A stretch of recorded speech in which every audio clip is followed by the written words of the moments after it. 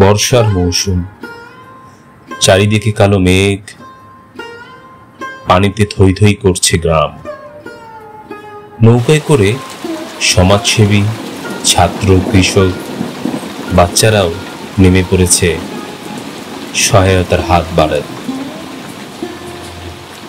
তারই মধ্যে থেকেই অংশু খুব প্রাণপ্রিয়। অংশুর মাও খুবই সমাজ সচেতন। মা, জানো, আমরা সকলে মিলে সমাজের, গ্রামের গরিব মানুষদের পাশে এসে দাঁড়াই। চলো। হ্যাঁ, ঠিক বলেছ অংশু। আমাদের এই দুর্দিনের সকলের পাশে সহায়তার হাত বাড়িয়ে দিতে হবে। আমরা ত্রাণ সহায়তার ব্যবস্থা করতে। হ্যাঁ, তুমি ঠিক বলেছ। আমরা নৌকায় করে যারা যারা নদীতে আটকা পড়েছে তাদেরকে উদ্ধার করতে পারি। হ্যাঁ, ঠিক বলেছ অংশু। আমি আমাদের পাড়ার সকলের সাথে তোমার বাবা সহ কথা বলে সবাইকে নিয়ে কাজ করব। চারিদিকে প্রচন্ড বৃষ্টি। এই বৃষ্টিতে বাইরে বের হওয়া অনেক কষ্টসাধ্য। খাবারের ব্যবস্থা করতে হবে, যেমন মুড়ি, বাতাসা, পানি, বিশুদ্ধকরণ। হ্যাঁ, তুমি ঠিক বলছো। আমার বাবার সাথে কথা বলা উচিত। আচ্ছা বাবা,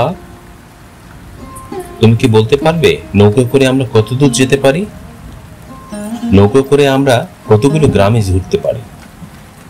এই বৃষ্টির সময় নৌকাই হচ্ছে আমাদের একমাত্র সম্বল। আমরা নৌকায় করে সমস্ত গ্রামে বাসা বাড়িতে গিয়ে সবাইকে উদ্ধার করতে পারি।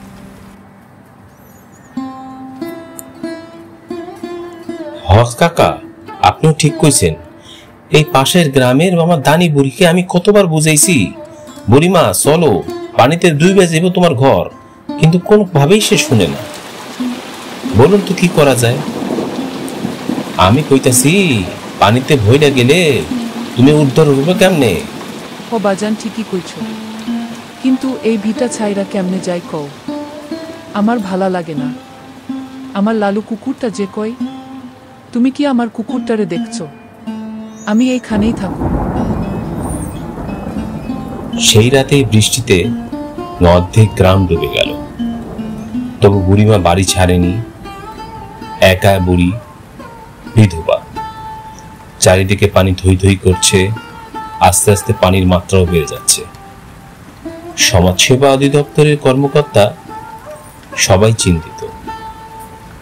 এদিকে নারায়ণও বলছে, সবাই মিলে চিন্তা করছে কিভাবে সবার গ্রামের হতদরিদ্র দুস্থ মানুষের পাশে এসে দাঁড়ানো যায়।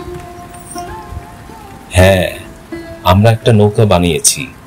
চলো সবাই মিলে এই নৌকোতে করে গ্রামের যারা যারা পানিতে আটকা পড়েছে, গবাদি পশু, অবলা জীব, সবাইকে উদ্ধার করি। আমাদেরকে এক্ষুনি বের হতে হবে, দেরি করা যাবে না। সময় যত বাড়ছে পানির স্রোতও বাড়ছে। হ্যাঁ হ্যাঁ, চলুন, নৌকো ঠিক করে ফেলেছি।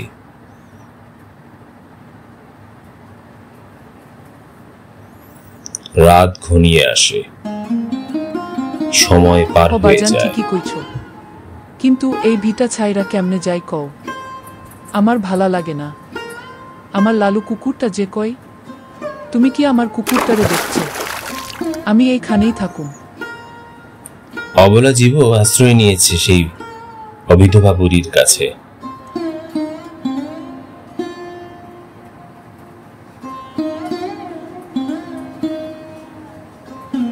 যতটুক শুকনো খাবার মরি ছিল সবশেষের দিকে। এক রাতে তুমুল বৃষ্টি, সে কি বৃষ্টি! চারিদিকে ছিড়িয়ে ছিটিয়ে পড়েছে সবকিছু, খালি অথই জল।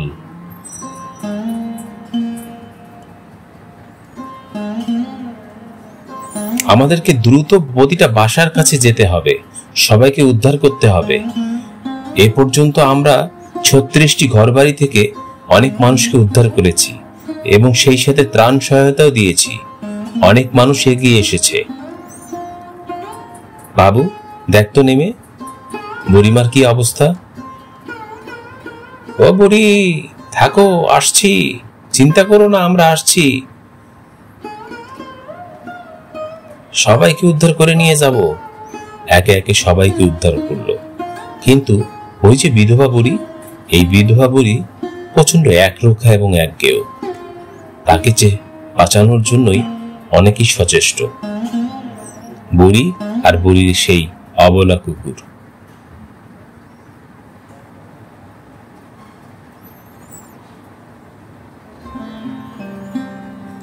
একই বুড়িমা, তুমি কি আছো সুস্থ? অসম্ভব, বুড়ি তো অনেক জ্বর। না, এখনো বেঁচে আছে। বুড়িমা, আমার কথা শুনতে পাচ্ছ? চলো উঠে এসো, পানিতে থই থই করছে, ঠান্ডা পড়ে লেগেছে অনেক।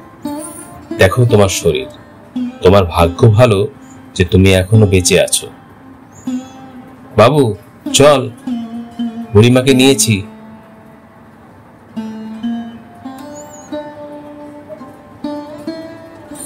চল, এখন আমরা শুষ্ক স্থানে গিয়ে উঠি।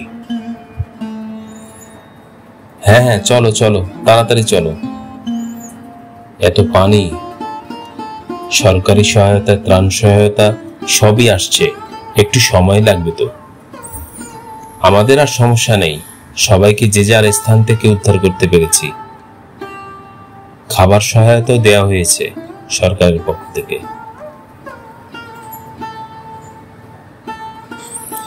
আবার বৃষ্টি নামছে, কিন্তু এখন আর দুশ্চিন্তার কিছু নেই। আমরা সবাইকে উদ্ধার করতে পেরেছি। বাবা, আমরা একটা কাজ করেছি। আমরা নিশ্চয়ই একটা সম্মানজনক কাজ করেছি। গ্রামের অসহায় মানুষ থেকে শুরু করে অবলা জীব সবাইকে উদ্ধার করেছি।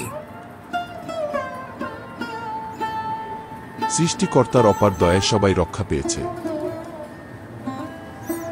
খুব ভালো কাজ করেছি আমরা। তোমাদের সবার কল্যাণ হোক এই আমার প্রার্থনা। মানব সহায়তায় তোমার ব্রত হয়ে উঠুক। ভালো থেকো তোমরা সবাই।